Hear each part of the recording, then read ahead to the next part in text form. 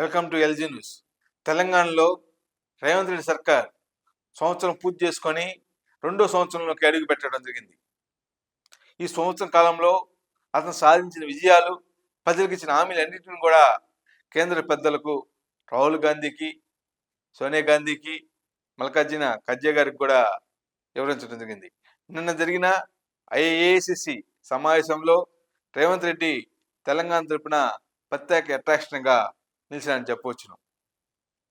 తెలంగాణలో తను చేసిన అభివృద్ధి కార్యక్రమాలు కానీ, ప్రజలకు ఇచ్చిన హామీలను ఎంతవరకు అమలు చేశామని అన్నింటిని కూడా కాంగ్రెస్ పార్టీ పెద్దలకు నిన్న కోలాకోశంగా కూడా వివరించడం జరిగింది.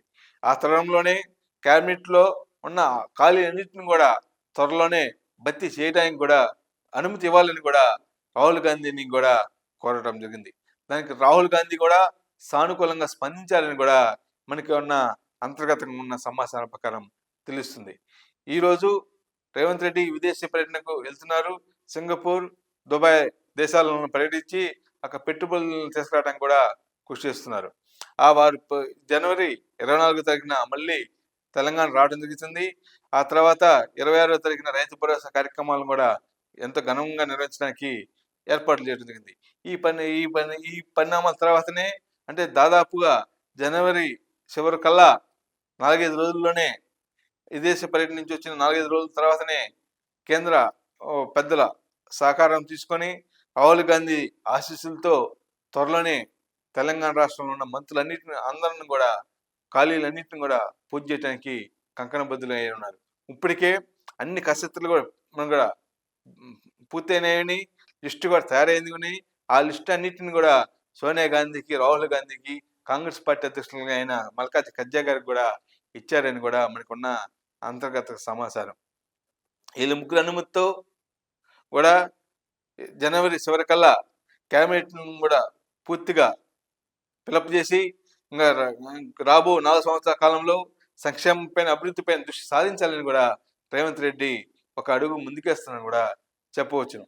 కేంద్ర పెద్దల ఆశీస్సులు ఉండటంతో పాటు రాష్ట్ర ప్రజలకు ఇంకా మరింత సేవ చేయాలని తగ్గడంతో 1-2 మంత్రులను కూడా తొలగించి వారి స్థానంలో కొత్త వాళ్ళని నియమించి మిగిలిన కాలం భర్తీ చేసుకొని పూర్తిగా పరిపాలన పైన దృష్టి పెట్టాలనే ఉద్దేశంతో ఈ క్యాబినెట్ ఇస్తున్న శ్రీకాంత్ చుట్టడం జరుగుతుందని చెప్పొచ్చును. అదేవిధంగా కాంగ్రెస్ పార్టీ అధికారులు రావడానికి శాయశక్తిలో కృషి చేసిన, గత 10 సంవత్సరాల నుంచి కృషి చేసిన అనేక మంది కార్యకర్తలకు, ద్వితీయ శ్రేణి నాయకులకు కూడా నామినేట్ పోస్టులు ఇవ్వడానికి కూడా రేవంత్ రెడ్డి కసరత్తును పూర్తి చేసినారు.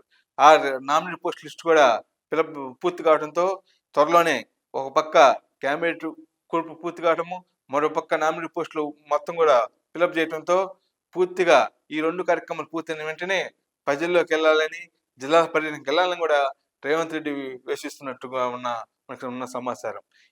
దీని ద్వారా ప్రజల్లోకి వెళ్ళి ప్రజల దృష్టి ఆకర్షించడం కాకుండా ప్రజలు చేసిన అభివృద్ధిని కూడా విజయవంతంగా చెప్పాలనే సంకేతాలు కూడా సంబంధిత మంత్రులకు ఇస్తున్నారని, సంబంధిత అధికారులకు ఇస్తున్నారని కూడా రేవంత్ రెడ్డి చెప్పవచ్చును.